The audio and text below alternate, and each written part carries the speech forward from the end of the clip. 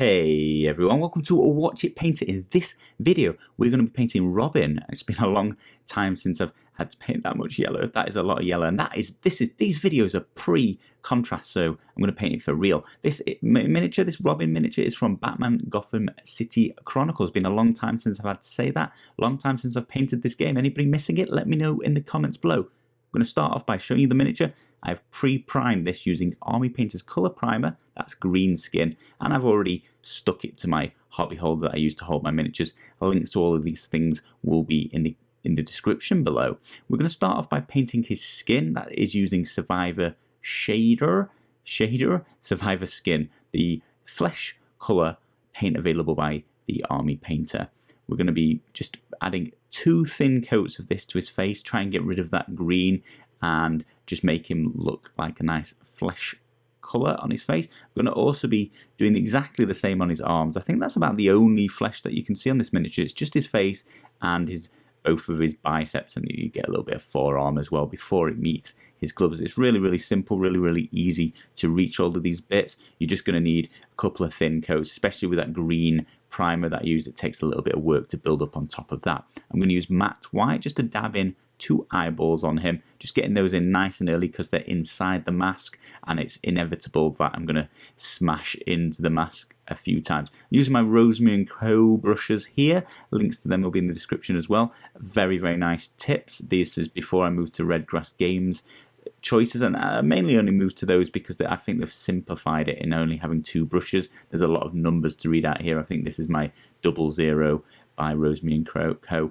I'm going to be using Necromancer CLOAK, a really dark grey for the majority of his attire, I guess. Well, is it majority? Maybe it's the minority because he's got green and yellow and grey. So this will be for his boots, his gloves, his mask is what I was painting with a smaller brush. I've now gone up to my size 1 brush here because the boots are much easier to get. I'm also going to be painting the base in the same colour, so I'm not being very careful around the bottom of the boots, but I am going to be careful around the top of his boots where it meets those leggings, which we've got for free. We wanted them green. The primer has provided that colour for you. That's one of the reasons I use these colour primers. It's going to give me some of this miniature for free. In this case, it's the green parts of it, which are his t-shirt and his leggings.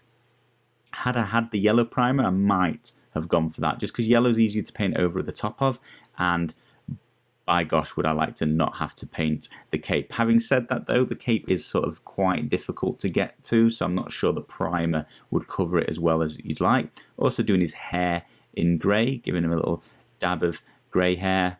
I thought Robin was quite young. Maybe not this Robin. Now I think I'm going for black hair, and with a lot of my videos, when I want something black, I actually go for really dark grey because it gives me more room to work with that. I'm going to use Abomination GORE, and that is for his vest. That's on top of his green sleeved t-shirt. I think that's underneath, and his pants. His little in the States, his briefs, his underwear, or is he wearing some sort of like onesie? Is it like some sort of baby attire, isn't it? I remember dressing Sophie in something similar like this, just a little one-piece suit with a belt around it. So he does wear an adult's belt, so he's good. There is a difference there. But yeah, Abomination GORE for all of the red parts. Another Army Painter. In fact, all of these are going to be Army Painter guys. And then I'm going to move on to the tricky bit. So we're going to build up the first of about 15,000 coats of yellow. I'm going to start with Basilisk Brown. Now that is a very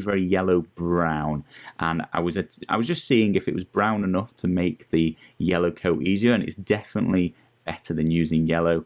But as you can see, one thin coat down, maybe it's not too bad actually. Maybe that's enough coverage for the first thin coat. It probably only took 2 or 3, but you could start with the more brown it is, the better it's going to cover to start with. But then you've got to build from that brown to yellow, which is easier than just putting on coats and coats of yellow. If I'd just done yellow, I'd probably be on 10 coats, and it still wouldn't look like it does in 1 coat of Basilisk Brown. Now, as well as his cape, you can see I've done his belt in the same, and here I've got my 00 brush, and I'm just doing those strands, those straps that are holding his vest together. And he's also got a little R. I probably forgot to mention that a Necromancer cloaked the black of that R, so the circular part, and I've carefully painted in an R in this Basilisk brown. That's it, guys. That is the base coat completely done. So I'm going to move on to darkening this down, adding some washes. I'm going to start with a flesh wash, nice and easy. There's only his face and his arms to do. I'm just going to fully coat that. And that's it, really. I'm not even being too careful on pooling because there's not much it can pool incorrectly on there. Red tone, the red wash by the Army Painter, and this I'm going to apply to all of that Abomination Gore, all of the red parts. Again, I'm not really even too bothered about pooling because it's semi-textured, there's lots of recesses, there's no real flat areas. Perhaps his bum just needs a little bit more attention than I wanted to give it, but you know, it's going to do the work for you. It's not this is not difficult to wash. His gloves exactly the same. Here I'm using green tone. Just there's loads and loads of texture on his gloves. Just slap it on. I don't think you could probably do it too thick. Just be careful not to get it on his arms, otherwise you're going to turn him into a green goblin of sorts. That's the wrong franchise, isn't it? Yeah. Don't know a green monster in Batman Croc. Maybe it turned him into a Croc. But yeah, did the arms of his t-shirt as well and his leggings. And the leggings a little bit more careful because he's got quite flat thighs, so don't let it pull on the random flat surfaces, but get it in all the recesses. For his cape, I'm going to use a light tone. It's a sort of very light brown, kind of yellowy tone. I'm just going to cover the whole thing. One, I want it to pull in the recesses, but I'm doing the flats as well, just to darken that down and give it a little bit more of a dark yellow look. Around the belt, plenty of texture there. Applying loads of this wash and just letting that pool in all of those recesses. For the blacks, as I mentioned, I used Necromancer Cloak, really dark grey is not black. Using dark tone, which is Army Painter's black wash, that's going to move that down in the recesses to basically black, and the highlights are going to be quite, well, almost the same, because it should pull off of the highlights to some extent, but it's going to go Necromancer Cloak / tiny bit darker, so it's getting a lot closer to black. And that's what I was saying, that I feel like painting in dark grey gives you a lot more room to work with, because it's going to get the recesses black, but the raised bits aren't going to be quite black, so you're already slightly off black, which is what you want for highlighting. Here I'm just giving you a quick spin so you can see what it looks like after its base coat and its wash. I'd highly advise everybody does those two levels, but you could actually stop there. I think that looks infinitely better than it did when it was just a grey miniature. And if you don't want to go onto the highlights, by all means tag out there and then, and you're going to have a very nice piece. But you know, this tutorial wants to take it that one step further. We're going to show you some highlighting. I'm going to start with his red Abomination Gore, and I've just got a very watered down amount of this on the brush, so probably 50% water, 50% Abomination Gore, and I'm going to go and paint back in all the base colours on all the raised parts of his vest. So I've got both buttocks, I've got his back muscles, what are those bits called? So just basically leaving his spine nice and dark and recessed, and then on his front I'm getting his sort of pecs and any of the raised folds in the fabric as well, and just really brightening that back up, getting a really nice comic book-esque bright red to it. I'm going to do his crotch as well, get his little Robin brightened up. Yep, and just going to work that a couple of coats all the way around on all the raised bits, and that's going to be super bright and make it look nice and realistic as though it's getting some light. As a final coat, once that's dry, I'm going to mix in some prison jumpsuit with that, probably about 50-50. That's an orange, so I'm going to go ready orange and just really brighten up that red. And here I'm going to do some thin layers on the very edges of all of those raised parts, just to make it look that extra bit brighter, a bit more realistic, a bit more depth to this paint job. It's really easy to reach. This was not a struggle whatsoever, as long as you've got the right size brush. Again, this will be my 00. Plenty of bristle to hold the paint and a lot of accuracy, and it's a piece of cake, guys. This is not a struggle. Survivor Skin, this one's a little bit more difficult. Not much more difficult, though, I will add. It's repeat the same process but using Survivor Skin. Find all the raised parts, add a very watered down mix of this Survivor Skin and build it up in a few layers, and it's going to blend nicely. I say it's more difficult because you're hitting a tiny nose, his chin, his cheekbones, a little bit on his forehead, and then you're going for the muscly raised bits of both of his arms that you can get to. Make sure you get his elbow, brighten that up. That'll be lighter than the rest. And again, just picking that right brush, get a nice brush with a nice tip, and to really take your time with it, but it's going to be a piece of cake. Greenskin, I feel like these highlights are going harder and harder. The green skin's a little bit harder because there's just a lot of detail on his gloves. There's a lot of little tiny raised bits, little rectangles sort of on his gloves, and I'm just going to be brightening this up using the green stuff. Green stuff, don't use green stuff, use green skin, or any bright green. Just a brighter green is really going to do the trick. Moldy cloves is another one. Wish I could think of some more, but any light green is going to do it. And just paint all of the raised bits. So he's got a couple of pads on his shoulder as well, loads of pads on his gloves. I'll be brightening up his fingers as well individually, trying not to get any of the lighter paint in the recesses between his fingers, which the green tone has darkened down for free.